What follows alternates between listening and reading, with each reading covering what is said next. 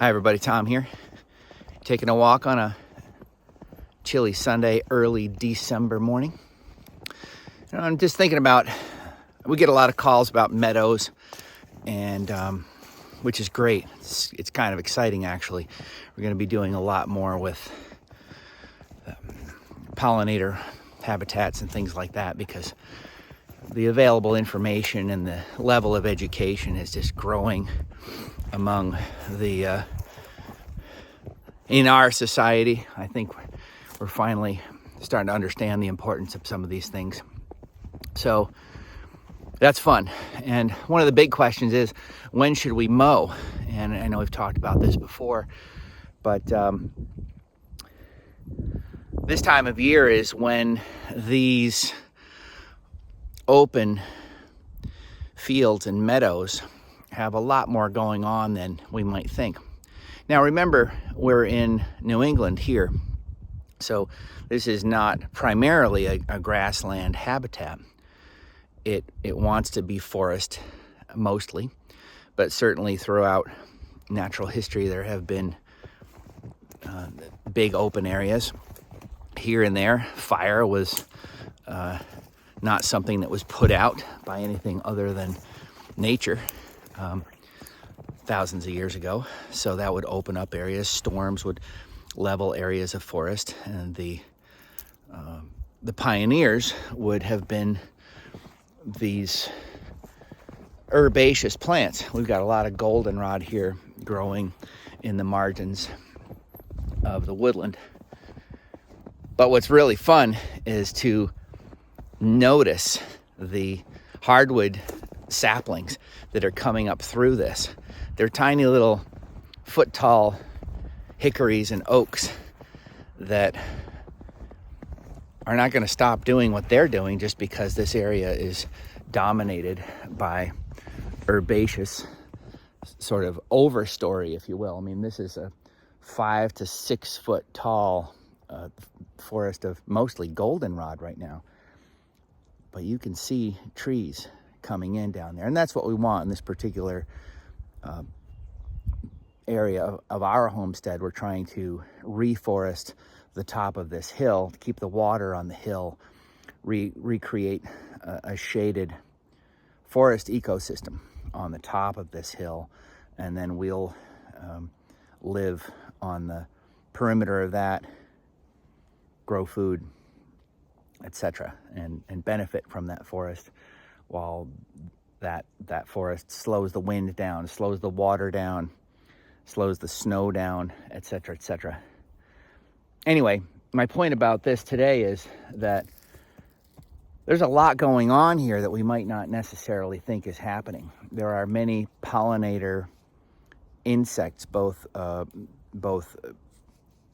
adults and larvae, that overwinter in the stalks of these stems. Many herbaceous perennials have kind of pithy, open channels available to have eggs laid in them, or adult overwinter mature insects tunnel in there somewhere and then reemerge in the spring, either as adults ready to mate, lay eggs, or as hatchlings from those eggs. There are thousands of insects, obviously, and all of them have different life cycles. But these are our pollinators, right? Bees, moths, various flies, and they depend on, some of them depend on these types of ecosystem niches in our landscape. So long story short, we don't mow this after a certain time. We try to do our mowing in the spring, let the perennials come up, let the perennials mature, let the perennials go to seed, right? Let those seeds fly around the landscape, plant the next generation. And meanwhile, these stalks stay here, and in the springtime, we may or may not mow them down, chop them up, return them to the soil. I mean, that's going to happen anyway, right? They're going to return to the soil because the snow is going to knock them over, or they're just going to keel over time and then decompose and return to the soil. We do mow some paths. As you can see, I'm walking down a path here, and we try to rotate the location of those too, to alleviate compaction and to promote diversity, species diversity, and let them fill back in with some of these other things. We've always got our eyes open for those little tree seedlings, which is what we want. You know, rather than spend a lot of time and money planting trees, let's let this forest here self-propagate. So we see a lot of little, in this particular piece of land, white oak, shagbark hickory, pignut hickory, sassafras, I think I mentioned chestnut oak, black cherry.